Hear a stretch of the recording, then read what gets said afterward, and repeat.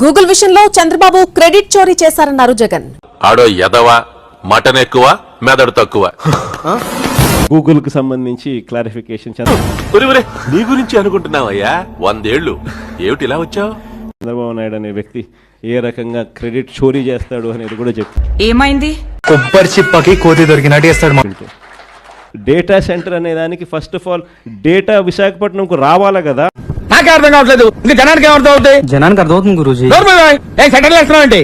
అరే వస్తేనే కదా డేటా సెంటర్ అనేది వచ్చేది. అదిగో చూడు. So data centre is going to be a key factor. నీ మామ పర్రి డేటా ఉంటే ఆ డేటాను రకరకాల ఆ డేటాకు మైండ్ అప్లై చేస్తే అది ఆర్టిఫిషియల్ ఇంటెలిజెన్స్ అవుతుంది. టోటల్ గా సోడా గ్యాస్ తీసేసిండన్నమాట. అరే ఇజ్జత్ భయ్ మేము ఏడుస్తా ఉంటే గట్లా నవ్వుతారేమన్నా. ఆ డేటా అనేది సింగపూర్ నుంచి కేబుల్ తీసుకొచ్చేదానికి అంకురార్పణ చేసింది వైఎస్ఆర్సీపీ ప్రభుత్వంలో జరిగింది. కాబట్టి నిజమేందో అబద్ధమేందో తెలుసుకునే తెలివితేటలు వాడికాడు ఉండేరా? అడుటి క్రాకు ఎవడు ఏం చెబితే అదే నిజమని నమ్ముతాడా? విద్యార్థి విభాగం నేతలతో భేటీ అయిన ఆయన కూటమి ప్రభుత్వంలో విద్యా వ్యవస్థలో విధ్వంసం జరుగుతున్నట్టుగా చెప్పారు. ఈ రోజు పిల్లలు చదవకూడదు, చదివితే వీళ్ళు ఎక్కడ గొప్ప వాళ్ళు అవుతారేమో అనే బాధ చంద్రబాబు నాయుడులో ఎక్కువగా అనిపిస్తుంది. కళ్ళు బాగా పెద్దవి చేసి చూడు. ప్రభు హరి రామ్ కృష్ణ రాధం జగన్మోహన్ రెడ్డి.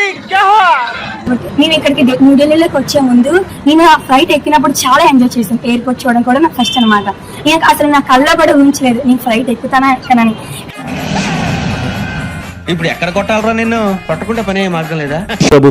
ఈ ప్రభుత్వం వచ్చిన తర్వాత సెప్టెంబర్ 30 దాకా 7 క్వార్టర్స్ ఫీజు రీయింబర్స్మెంట్ బకాయిలే. కానీ ఇంత అవకాశం ఇచ్చిన గవర్నమెంట్ ఆఫ్ ఆంధ్రప్రదేశ్ కి నిజంగా నా హృదయపూర్వక ధన్యవాదాలు. ఫైనల్ గా మీరు మేము ఇక్కడికి రీచ్ అయిన తర్వాత మమ్మల్ని స్వయంగా నారా లోకేష్ గారే ఎడ్యుకేషన్ మినిస్టర్ క్షేమంగా ఉన్నామా లేవా అని వారు అడిగారు. పద్ధతి